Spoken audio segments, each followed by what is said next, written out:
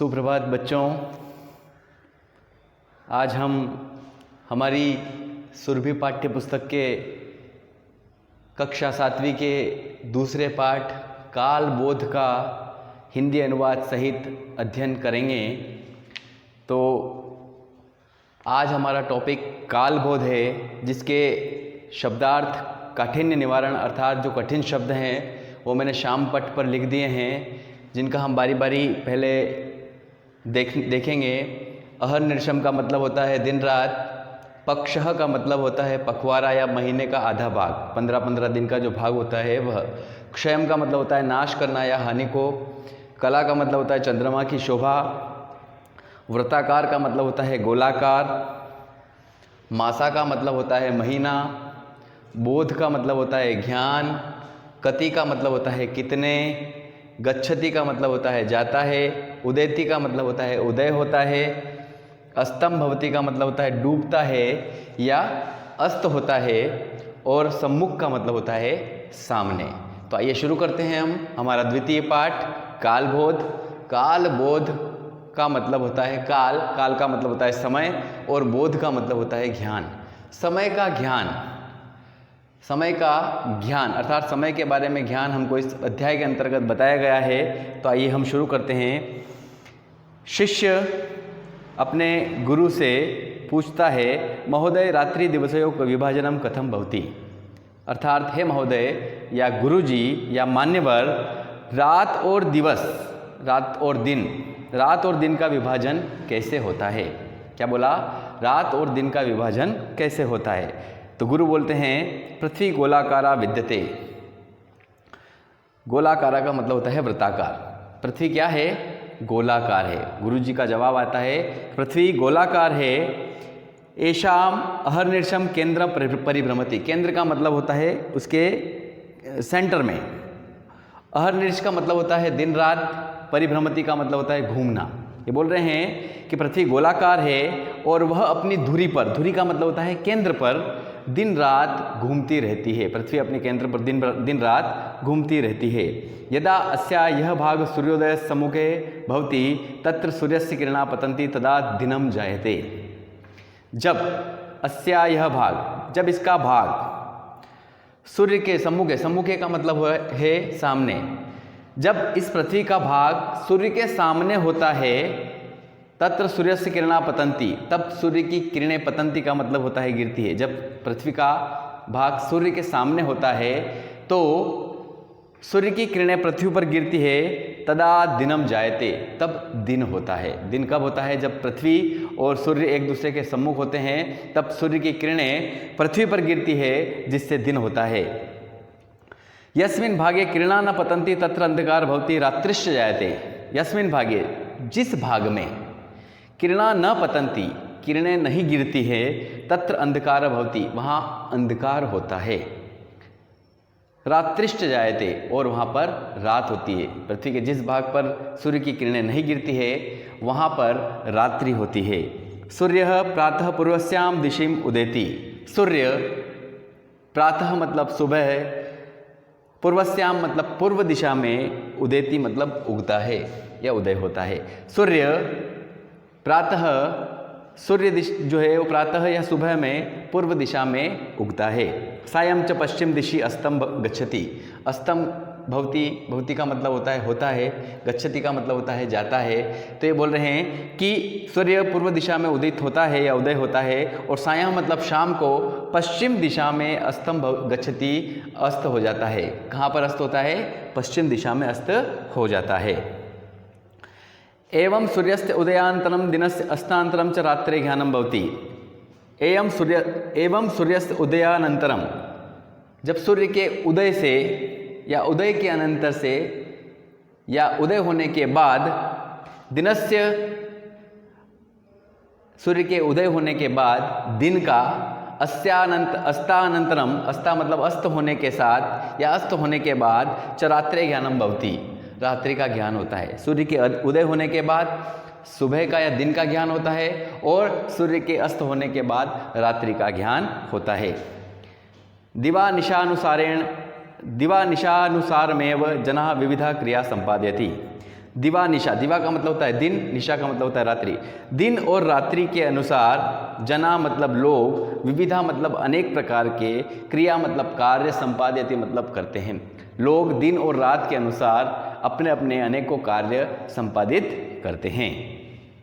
तब शिष्य, ये मतलब वार्तालाप हो रहा है शिष्य और गुरु के बीच में। तब शिष्य पूछता है सप्ताहे कति दिनानि भवन्ति, सप्ताह में कितने दिन होते हैं। तो ये तो आपको ऑब्वियसली बात है, मालूम होगा। गुरु बोलते हैं सप्ताहे सप्त दिनानि भवन्ति, सप्ताह में 7 दिन होते हैं। तेषाम नामानि तु, तेषाम मतलब उनके, तेषाम का मतलब होता है उनके। तेषाम नामानि तु, उनके नाम इस प्रकार हैं। रविवासरः, सोमवासरः, मंगलवासरः, बुधवासरः, गुरुवासरः, शुक्रवासरः, शनिवासरः चेति। ये बोल रहे हैं कि उनके नाम इस प्रकार है। रविवार, सोमवार, मंगलवार, बुधवार, गुरुवार, शुक्रवार और शनिवार। शनिवार, यहाँ पर वार को वासर बोलते हैं संस्कृत में, अर्थात ये 7 दिन होते हैं। शिष्य बोलता है वर्षे कति मासा भवन्ति, शिष्य बोल रहा है कि वर्ष में कितने महीने होते हैं। मासा, मासा का मतलब महीना, वर्ष में कितने माह या महीने होते हैं। तब गुरु बोलते हैं वर्षे 12 मासा भवन्ति, एक साल में या एक वर्ष में 12 महीने होते हैं। गुरु का जवाब आता है एक साल में 12 मास या 12 मास, 12 का मतलब होता है 12 महीने होते हैं। तेषाम नामानि तु, उनके नाम इस प्रकार हैं। आपने जनवरी, फरवरी, मार्च, अप्रैल, मई, जून, जुलाई, अगस्त, सितंबर, अक्टूबर, नवंबर और दिसंबर पढ़ा होगा, वो अंग्रेजी मास है। हमारा हिंदू मास कुछ और है। यहाँ पर शुरू होता है चैत्र से। चैत्र, वैशाख, ज्येष्ठ, आषाढ़, श्रावण, भाद्रपद, आश्विन, आश्विन को क्वार भी बोलते हैं, आश्विन मास को क्वार मास भी बोलते हैं। कार्तिक, मार्गशीर्ष, मार्गशीर्ष को अगहन मास भी बोलते हैं, मार्गशीर्ष को अगहन मास भी बोलते हैं। पोष, माघ, फाल्गुन इत्यादि ये हैं। ये बोल रहे हैं चैत्र, वैशाख, ज्येष्ठ, आषाढ़, श्रावण, भाद्रपद, अश्विन, कार्तिक, मार्गशीर्ष, पोष, माघ और फाल्गुन, ये 12 मास टोटल हमारे हिंदू धर्म के अंदर होते हैं। इनका हिंदी अनुवाद नहीं है क्योंकि एक नाम है, ठीक है। मैंने आपको 2 नाम ऐसे बताए हैं, एक अश्विन मास और एक मार्गशीर्ष मास। इन दोनों के 2 नाम और हैं, अलग अलग नाम और हैं। अश्विन मास का एक और नाम है क्वार मास और मार्गशीर्ष मास का एक और नाम है अगहन मास। शिष्य बोलते हैं तिथय कथि भवन्ति, शिष्य फिर पूछता है गुरु से कि तिथियाँ कितनी होती है, तिथियाँ कितनी होती है। तो गुरु बोलते हैं प्रतिपक्ष तिथय 15 भवति। प्रतिपक्ष, पक्ष का मतलब होता है पखवाड़ा, पखवाड़ा का मतलब होता है महीने का आधा भाग, मतलब 15 दिन और फिर 15 दिन। एक महीने में 30 दिन होते हैं, 15 दिन का पखवाड़ा अलग और 15 दिन का पखवाड़ा अलग। पखवाड़ा का मतलब होता है पक्ष, भाग। ये बोल रहे हैं प्रतिपक्ष तिथय 15 भवति, प्रत्येक पक्ष में, मतलब एक पक्ष में 15 दिन होते हैं, प्रत्येक पक्ष में 15 भवन्ति, तिथय 15 भवन्ति, एक पक्ष में 15 तिथियां होती है। तो एक मास में 2 पक्ष आते हैं तो 30 तिथियां होती है, लेकिन तिथियां जो 15 दिन की होती है वही फिक्स वापस से अगले पक्ष की भी होती है, वो फिर प्रथमा से ही शुरू होती है और अंत में जाकर 2 अलग अलग जगहों पर ख़त्म होती है, एक अमावस्या और दूसरी पूर्णिमा पर। 15वां दिन जो होता है एक अमावस्या का होता है और दूसरा पूर्णिमा का होता है। बाकी एकम से लेकर के चतुर्दश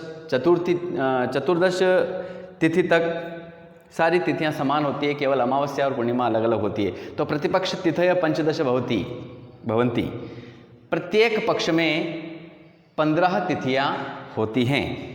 यथा, जो कि इस प्रकार है। प्रतिपदा, प्रतिपदा का मतलब होता है एकम, प्रतिपदा का मतलब क्या होता है एकम।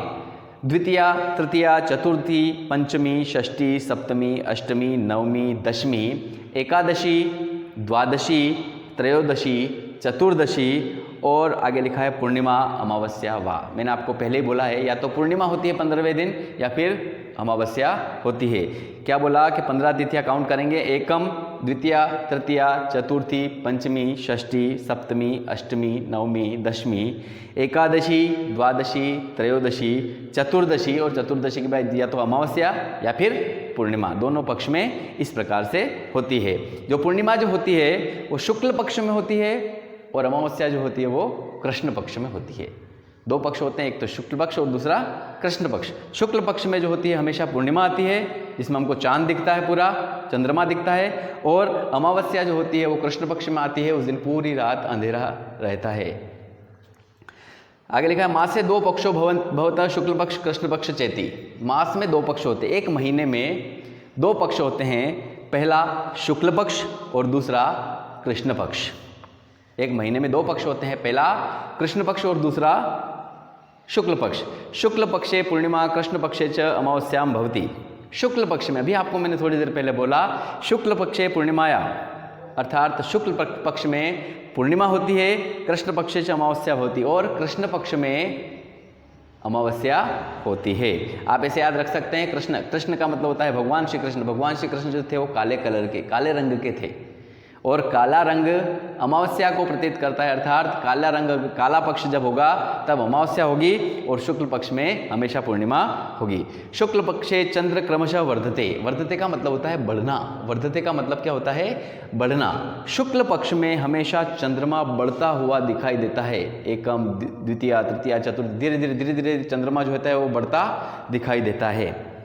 पूर्णिमाया स पूर्णता प्राप्नोति। और जो चंद्रमा जो होता है वो पूर्णिमा के दिन अर्थात 15वें दिन, शुक्ल पक्ष के 15वें दिन, पूर्णिमा के दिन पूर्णता प्राप्नोति अर्थात एक पूरा गोल सर्कल के रूप में हो जाता है, अर्थात चंद्रमा पूरा अपनी आकृति को प्राप्त कर लेता है। सह पंचदशभी कला भी पूर्ण भवति। वह 15 कलाओं में पूर्ण होता है। कितनी कलाओं में? चंद्रमा की 15 कलाएं होती है पूरी। एकम के दिन अलग, द्वितीया के दिन अलग, तृतीया के दिन अलग, चतुर्थी, मतलब धीरे धीरे 15 कलाओं में वो पूर्ण होता है। कृष्ण पक्षे च क्रमशः क्षयम प्राप्नोति। क्षयम एक शब्द लिखा है, क्षयम का मतलब होता है नाश होना या हानि होना, या धीरे धीरे मतलब सिकुड़ जाना, बिल्कुल खत्म हो जाना। तो ये बोल रहे हैं कृष्ण पक्षे च क्रमशः क्षयम प्राप्नोति। क्षयम का मतलब होता है, एक ये भी बोल सकते हैं घटना, कम हो जाना, घटित हो जाना, घटित मतलब कम हो जाना। कृष्ण पक्षे च क्रमशः क्षयम प्राप्नोति। और यही चंद्रमा कृष्ण पक्ष में धीरे धीरे घटता जाता है, मतलब छोटा और बहुत छोटा होकर के धीरे धीरे अमावस्या के दिन समाप्त हो जाता है, बिल्कुल दिखाई नहीं देता है। क्षय का मतलब होता है कम हो जाना है, घटना या नाश हो जाना या हानि हो जाना। प्रतिदिनम तस्य एक कला क्षीयते। और जिस प्रकार से एक एक दिन एक एक कला, शुक्ल पक्ष में पूर्णिमा जब आती है तब एक एक दिन अलग अलग कला में चांद बढ़ता है, उसी प्रकार से एक एक कला क्षीयन्ते, एक एक कला मतलब जो धीरे धीरे एक एक दिन, एकम, द्वितीया, तृतीया, चतुर्थी, पंचमी, ऐसे एक एक दिन क्षीयन्ते मतलब धीरे धीरे घटना या समाप्त हो जाना या कम हो जाना। वो एक एक दिन एक एक कला उसकी कम होती जाती है। अमावस्या स पूर्ण रूपेण लुप्त भवति। लुप्त मतलब दिखाई नहीं देना। लुप्त का मतलब होता है दिखाई नहीं देना। अमावस्या स पूर्ण रूपेण लुप्त भवति। और अमावस्या के दिन पूर्ण रूप से बिल्कुल दिखाई नहीं देता है, अर्थात चांद जो होता है वो अमावस्या के दिन कृष्ण पक्ष में बिल्कुल भी दिखाई नहीं देता है। वो महीने का उस शुक्ल कृष्ण पक्ष का 15वां दिन होता है। जब अमावस्या होती है तब बिल्कुल भी चंद्रमा दिखाई नहीं देता है। शिष्य पूछता है वर्षे कति ऋतवः भवन्ति। क्या पूछता है? वर्षे कति ऋतवः भवन्ति। ऋतव मतलब ऋतुएं। एक वर्ष में कितनी ऋतुएं होती है? चैत्र वैशाखयो। गुरु जो है वो जवाब दे रहे हैं। इधर से वार्तालाप हो रहा है, एक दूसरे के बीच संवाद चल रहा है, तब गुरु जवाब देता है। जब शिष्य पूछता है कि वर्ष में कितनी ऋतुएं होती है, तब शिष्य गुरु द्वारा जवाब दिया जाता है चैत्र वैशाखयो वसंत।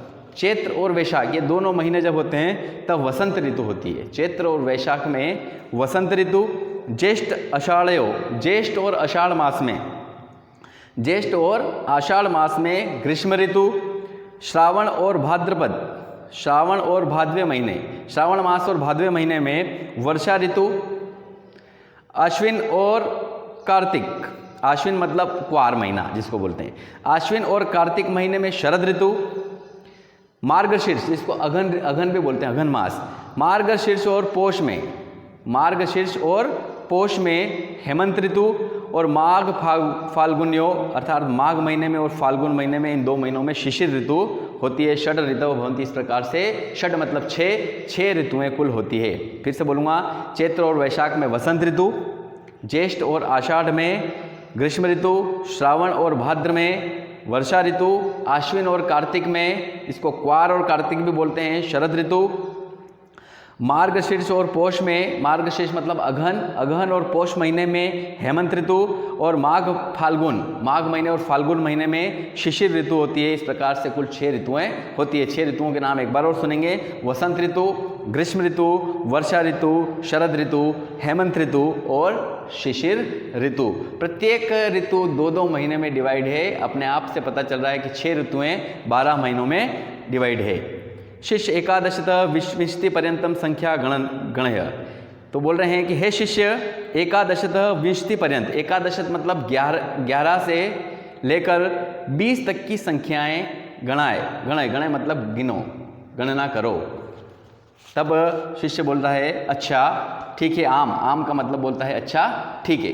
अभी जो है वो गुरु ने शिष्य को प्रश्न पूछा है, तब गुरु बोल रहा है, तब शिष्य बोल रहा है आम अर्थात अच्छा ठीक है। एकादश, द्वादश, त्रयोदश, चतुर्दश, पंचदश, षोडश, सप्तदश, अष्टादश, नवदश, विंशति। एकादश मतलब 11, द्वादश मतलब 12, त्रयोदश मतलब 13, चतुर्दश मतलब 14, पंचदश मतलब 15, षोडश मतलब 16, सप्तदश मतलब 17, अष्टादश मतलब 18, नवदश मतलब 19 और विंशति मतलब 20। ये है कुल 11 से लेकर 20 तक की संख्या है जो गुरु ने शिष्य को बोलने के लिए कहा। तब शिष्य ने बोला ठीक है। तब उसने बोल करके बताई एकादश, द्वादश, त्रयोदश, चतुर्दश, पंचदश, षोडश, सप्तदश, अष्टादश, नवदश और विंशति। गुरु बोलते हैं साधुवत्स। साधुवत्स का मतलब बोल रहा है गुरु शिष्य को बोल रहा है बेटा धन्यवाद। साधुवत्स का मतलब होता है बेटा धन्यवाद। आगे बोल रहे हैं सम्यगुक्तम। सम्यगुक्तम का मतलब होता है ठीक कहा। क्या बोला गुरु ने? जब गुरु ने 11 से लेकर 20 तक की संख्याएं बोलने के लिए बोला, तब उसने बोला 11 से लेकर 20 तक की संख्या उसने संस्कृत में बोली, उवाच करी। और उसके बाद जब गुरु ने उसको बोला, गुरु ने क्या बोला? बेटा धन्यवाद, सब आपने ठीक कहा, अर्थात आपने पूरी संख्याएं बिल्कुल सही रूप से बोली है। यहाँ हमारा पाठ समाप्त होता है। ये शब्दार्थ जो हैं वो आप आपकी CW कॉपी में लिखें और PDF द्वारा आपको इसके क्वेश्चन के आंसर भेज दिए जाएंगे। आप भी घर पर इस पाठ को पढ़ने का प्रयास करें। ठीक, धन्यवाद।